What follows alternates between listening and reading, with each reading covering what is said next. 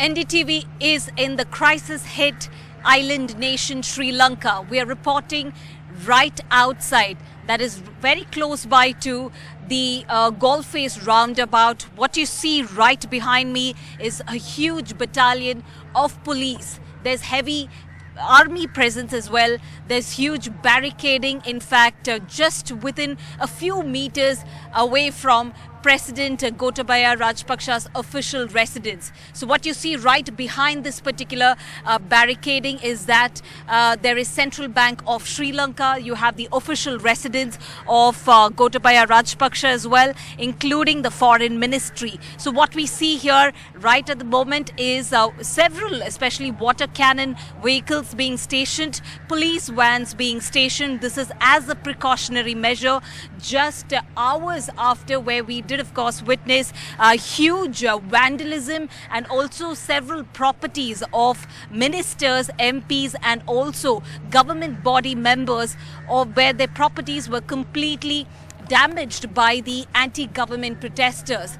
Also to show you onto my right is especially the landmark location, what especially the Sri Lankans call it Gotabaya. It's a village that was very recently created just about 2 months ago, when the citizens of Sri Lanka decided to take to the streets right here to in fact ensure the Rajapaksas step down. This is something that we understand just hours after, where the protesters are back to Gotabaya.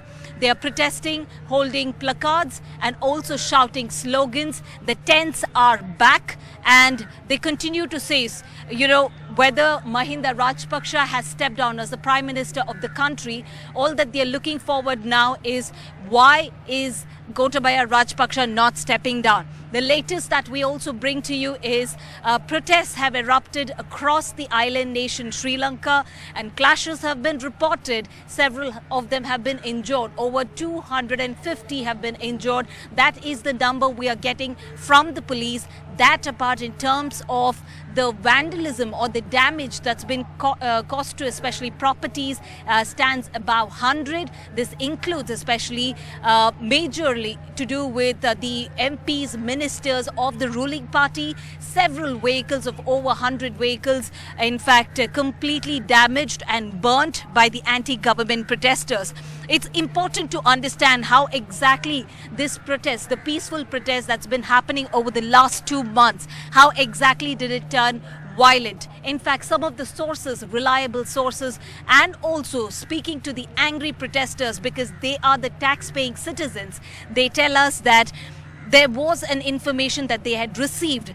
These ministers, the reason why they had to attack and bring down these properties was the ministers and various, in terms of politicians and leaders, they had stockpiled on various essential commodities, while you have the citizens, lining up right outside cooking gas stations, also with regard to the food essentials running short of. Now that is one of the major reasons for the attack and the damage of the properties. Now the trigger for this was only after, where we understand, several group of supporters of Gotabaya Rajapaksa and also Mahinda Rajapaksa, where they had met both of these, the leaders of Sri Lanka and President and the Prime Minister, after which we understand the pro-government protesters launched an attack on the anti-government protesters who were protesting peacefully right here, just a few meters from where we are reporting from. So that was one of the major reasons for this,